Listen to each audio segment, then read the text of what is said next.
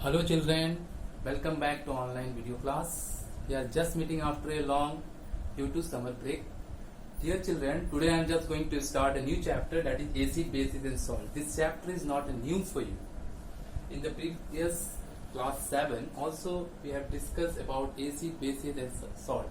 Enough thing you have learned about acid, bases and salt in class 7, but in this class we will just going to discuss the all thing in detail.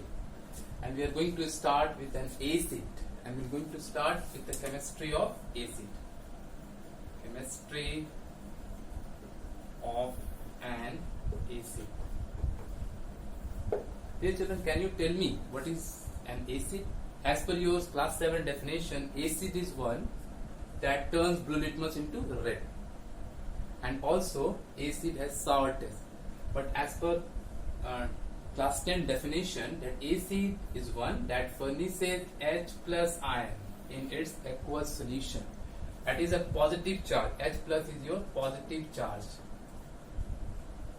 Positive charge. Clear? In an aqueous solution. Can you tell me what is the meaning of aqueous solution? Aqueous means water. So when acid comes in the contact with water, it furnishes H plus ion, not another ion, only H plus ion. Then after we can say it is an acid. Clear? So we are going to start the chemistry of an acid. There are different types of acids are there. The first one, that is organic acid, inorganic acid,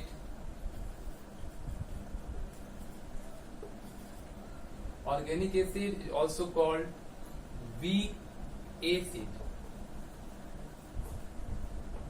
Inorganic is called strong acid.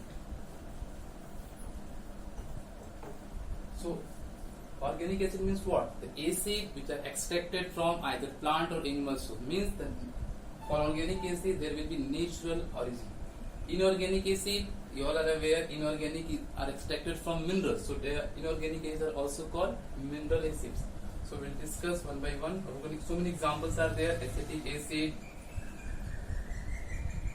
tartaric acid. So many examples are there in your organic acid. In inorganic acid, that is also called mineral acid. Enough examples are there: hydrochloric acid, sulfuric acid, nitric acid. So acetic acid, tartaric acid, you can take one more example, that is formic acid. So these all examples are organic acid that are also called weak acid, and these are called mineral acid, HCl, sulfuric acid or nitric acid, also called inorganic acid. One more example if you want to mention, that is carbonic acid. Now how they are weak and how they are strong, we have to understand. First of all, let me explain to you what is the meaning of a weak acid. Weak acid means what? That when acid comes in the contact with water, it will furnish H plus ion. If it releases maximum H plus ion, if complete dissociation, if acid will completely dissociates into ions, then such type of acid are strong acid. But if the acid comes in the contact with water, and it will release H plus ion, but the extent is very less than their weak acid. Let me explain. Taking an example, suppose we are taking acetic acid. In weak acid, acetic acid is weak acid. When it comes in the contact of water, it will release H plus ion. The extent are very less. Complete dissociation will not be there in acetic acid. But if you take hydrochloric acid as a strong acid, it will completely dissociates into H plus and Cl minus. So complete dissociation takes place in a strong acid, but in the partial or very less extent dissociation takes place in weak acid. So organic acid are weak acid, inorganic acid are a strong acid. But here, dear children, I want to mention to all of you, this acid, that is your carbonic acid, is inorganic acid, but it is not a strong acid, it is weak acid. Only this acid is weak, carbonic acid. Rest all are inorganic acid and strong. But carbonic acid is inorganic acid, but it is not a strong acid. it is a weak acid. Clear? Now, after that we have to study the basicity of an acid. Right now I have explained to you that when acid comes in the contact with water, it releases H+. So the next topic, basicity of an acid. What is this definition? We can write in this way. This is the number of replaceable hydrogen ion, number of H+ ion, or you can say hydrogen ion, by an acid in its aqueous solution. It means that if any acid in its aqueous solution releases one H+ ion, then it is monobasic. Its basicity will be 1. If 2, dibasic, like that. So giving an example to make you clear, suppose I am taking one example of hydrochloric acid. I am taking example of sulfuric acid, taking example of nitric acid, and just check when it comes in the contact with water in aqueous solution, how many H+ ion furnishes. Definitely this one will furnish 1 H+, this one will furnish 2 H+, because 2 hydrogen is there. This one furnishes 1 H+. So first one, its basicity will be 1. Basicity means what? The number of how many H+ ion is releasing out. So you see that 1 H+, that is basicity is 1. 2 H+, the basicity will be 2. 1 H+, basicity will be 1. Clear? If it is 1, then HCl is which type of acid? It is mono. Mono means 1. Monobasic. Monobasic in nature. Like you can see that H2SO4 releasing 2. So as per rule, it is dibasic. And here also you can say 1 is releasing out, so it is monobasic. Clear? So as far what we have discussed, that number of replaceable H+ ion will decide its basicity, but there are certain exceptions and certain things are there whose explanation you will study in the next higher classes, where which will not follow this rule. Like giving one example, acetic acid. Very good example, acetic acid. This is first you see how many hydrogen are there. 3 plus 1. As per rule, definitely the acetic acid should furnishes 4 H+ ion, but actually it not happens. Actually it will releases only 1 H+ ion. Plus this is your acetate ion, and further the reaction takes place. So you just tell me that how many H+ ion is releasing out when it comes, this acetic acid comes in the contact with water. 1. If it is 1, then it will be its basicity will be 1, and it will be monobasic. Clear? This way we can find only number of hydrogen, replaceable hydrogen in aqueous solution by an acid will tell you its basicity, whether it is mono, di, tri, like this. Clear? The next thing that we have to study, how we can prepare acid. So many methods are there. One by one we'll just try to understand all the methods. Try to preparation,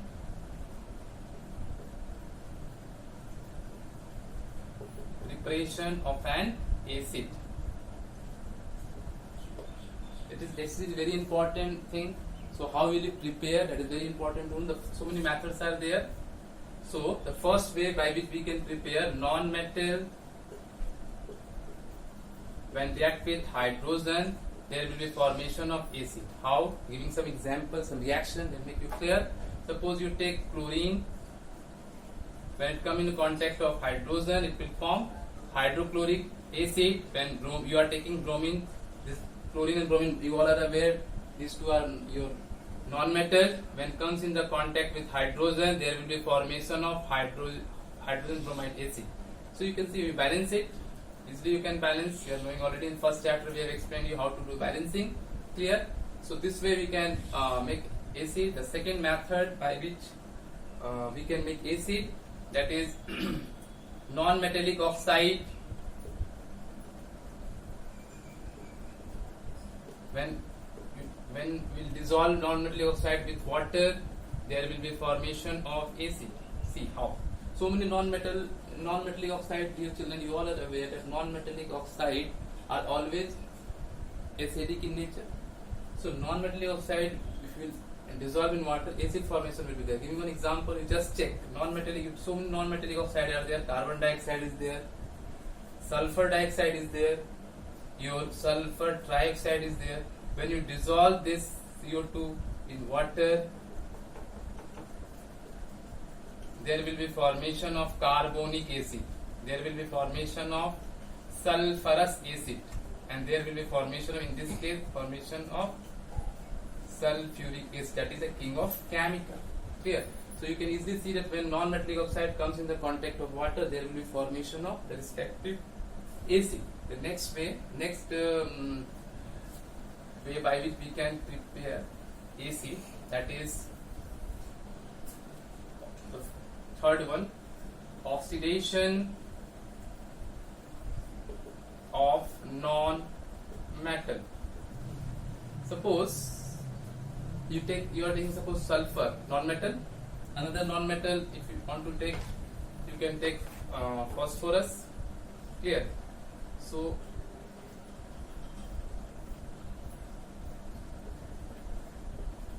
we have to use certain oxidizing agent.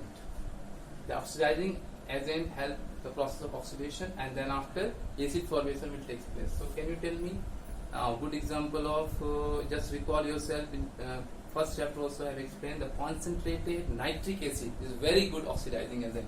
So can we use, so can we write HNO3 nitric acid concentrated, HNO3 nitric acid concentrated. When it comes in contact of sulfur comes in contact with nitric acid, there will be formation of what? Sulfuric acid. There will be formation of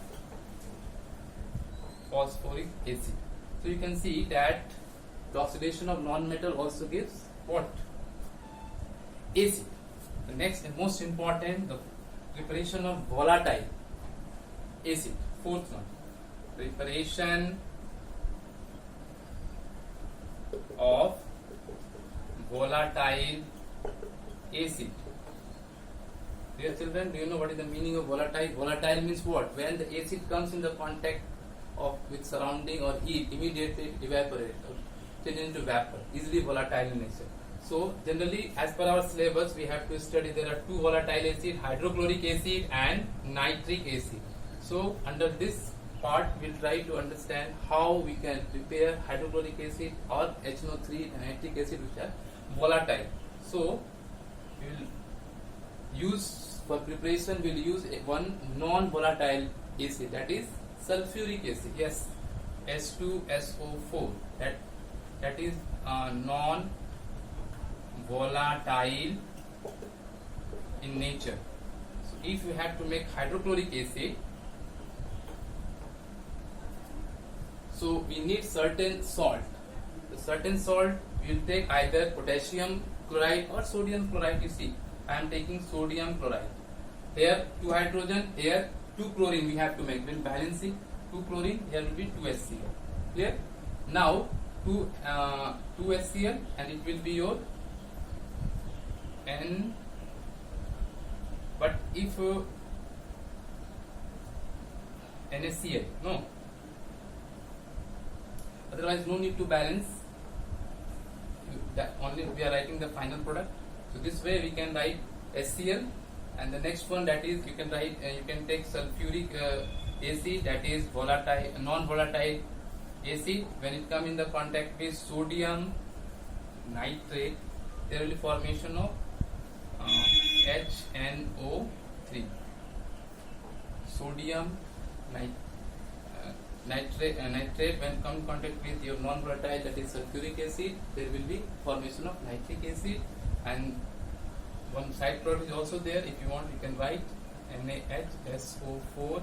Here also, if you want, same product will be there, NaHSO4. So you can see that these two are your volatile acid that we can prepare from non-volatile and some salt. Clear? The next thing that is we have to study about the properties of an acid. So dear children,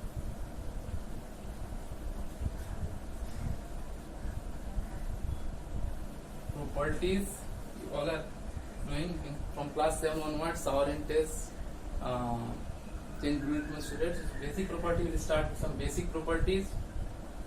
Properties of an acid. So we all are aware with that. I'm on taking some certain basic things. Sauerland test turns blue litmus to red. Reaction with metal. You all are aware. Metal, suppose I am taking some certain metal like zinc if I am taking, and when it comes in the contact of hydrochloric acid, there will be formation of what? Salt, zinc chloride, and evaporation of hydrogen gas. If you are taking magnesium plus sulfuric acid, again the salt formation will be there, magnesium sulfate, and the release of hydrogen gas. The upward arrow explains that there will be evaporation of hydrogen gas, and to confirm hydrogen gas, you can perform the activity. You can take hydrochloric acid in one test tube. When you put a few zinc metal or magnesium ribbon, immediately there will be formation of certain gas.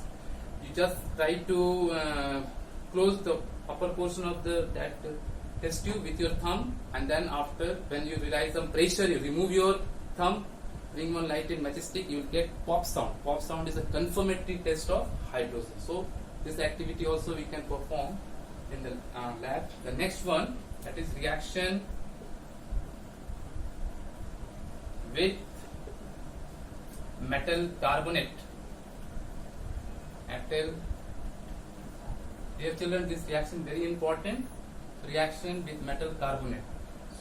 Suppose you take any example, metal carbonate. Suppose I am taking sodium hydrogen carbonate. That is also called baking soda. You all are aware. When it come in the contact with hydrochloric acid, or you can take sodium carbonate. So this is sodium bicarbonate or baking soda. It is also called sodium hydrogen carbonate, and this is called sodium carbonate. When you allow this to individually in a test tube containing hydrochloric acid, there will be formation of salt. Common salt will be there. You just check Na from this and Cl from here. It will form NaCl, H2, and O will go that side from water, and there will be release of carbon dioxide gas. Same way in this case also, sodium and chlorine form sodium chloride, H2O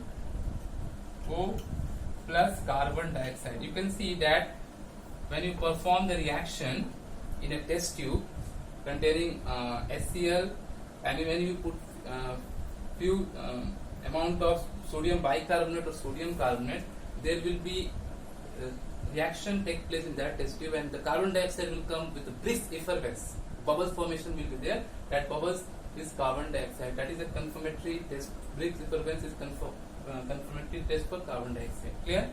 Now next reaction that we have to study, that is reaction with the fourth one, reaction with bases. You can take any acid, any base, and then you try to dissolve. So suppose I am taking HCl, because this reaction already you have learned in class 7, that's why I am taking HCl. When a base, if you are taking, that is NaOH, that is sodium hydroxide, and when you allow to react with each other, it forms salt, that is NaCl, like this, from here Na, from Cl here NaCl, and there will be formation of water. You can take any acid, any salt, and any acid, any base, and you will get the salt. So I am just taking H2SO4. I am taking here base magnesium hydroxide.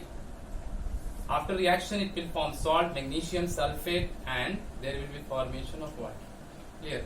So you need to do balancing. So in this way, reaction of bases, reaction of metal carbonate in a reaction we have learned. Now the next thing that we have to study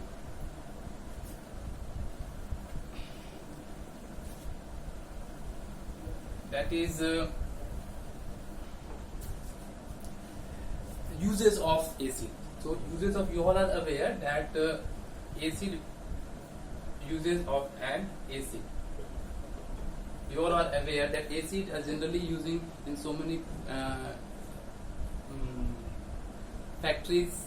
As a acid is very important laboratory reagent. Acid, we all are aware that hydrochloric acid is used along with hydrochloric acid, along with your HNO3 is used under a trend name Aquaresia. You know this one? Aquaresia. Aquaresia is what? That is a royal water, and that is only a solution in 3:1 ratio that we are making to dissolve gold. So acid we are using so many places. H2SO4, that is very important acid, and that is also called a king of chemical, and this is very important in this sense that it is used in making so many type of fertilizer, pen, plastics. HCl is also using when we have to do the galvanization process. We are just washing the surface of metal, that is iron, with HCl, and then we are doing the process of galvanization. So acid is very important, but one thing you keep in your mind that acid is very important, but it is very corrosive in nature. You know, corrosive, very dangerous. When it come in the contact within our skin or our clothes, immediately it burns. And based on that, acid, we are keeping acid in glass bottle because it will not going to react with that glass bottle or ceramic bottle, so that it will not react with that. So to minimize the concentration or harmful effect of acid, we are doing dilution. Dilution. Do you know what is the meaning of dilution? Dilution means what? Dilution means adding what? Adding water in acid or acid in water. The correct way is what? That you have to go for addition of acid in water, not water in acid. Let me explain you. First let me define this one. This is the addition of acid in water and not water in acid. Do you know the reason? Suppose, dear children, suppose you have to dilute certain acid. You have one beaker. Okay. Here is acid. Suppose acid is there, and you are adding water. You are adding one beaker is there, and through this beaker you are adding water. Suppose this is water. Okay. So when you are adding water in a beaker containing acid, water will react with acid. And when water will react with acid, actually the addition of water into acid is an exothermic reaction. It will generate enough amount of heat, and during this process, acid in that beaker may splash out on your face, on your clothes, and it is dangerous. So we have to be careful that we should add acid in water, not water in acid. Let me explain you the correct way of this. Suppose I am taking in this beaker. If we have to dilute, we take this beaker water,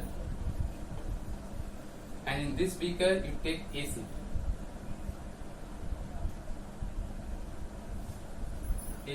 Clear? Directly don't add acid in water. What is the way? Take one glass rod. Okay, one glass rod, and the water which is inside this beaker, you take one glass rod and you just allow acid to fall on this glass rod, not directly into the water, very slowly. And when the acid is coming in the contact with glass rod, it will go down, slip through this glass rod and add in this water. And at the same time you try to stir the acid so that whatever the heat will generate will be minimized in this water, and this is the safe way of derivation, means addition of acid should be there in water and water should never be added in acid. Clear? So this is very important process of doing derivation. We have to be very alert when we are doing the derivation. Clear, children? One more basic thing let me clear to you about the acid,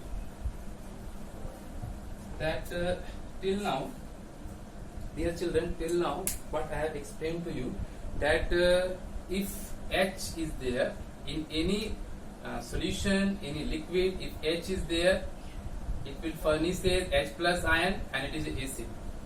No, there are certain exceptions are also there. It is not valid for everything. Let me explain. I am giving one example to you. Suppose I am having C2H5OH. I am having C6H12O6. This is your alcohol, ethyl alcohol. Okay, and this is your glucose. As per our acid definition, when any liquid, any substance comes in the contact with water, aqueous solution furnishes H plus ion, and because of that it conducts electricity. But glucose and your ethyl alcohol is having hydrogen. You can see easily that it is having hydrogen. Enough number of hydrogen is there. Hydrogen is there. But when these two substances comes in the contact with water, they are not going to furnish H plus ion. So we cannot consider these two as an acid. What was our definition? The liquid, the substance are said to be an acid when it furnishes H plus ion in aqueous solution. But these two are having hydrogen, but they are not going to furnish H plus ion in their aqueous solution. That's why we cannot say these are acid. And if they are not furnishing, definitely they are not conducting in nature. They are not conducting electricity also. All acid, those who are conducting H plus ions in their aqueous solution, if you connect through the circuit, they will conduct electricity also. Okay, children? So in this way we have discussed acid, the entire chemistry of acid, uses. Dear children, try to learn, try to revise. If you have any doubt, you can call, you can message, and feel free to ask your question, your doubt, and try to revise, learn. In the next class, we will try to know about the chemistry of bases. Till be safe, try to revise. Thank you to all of you.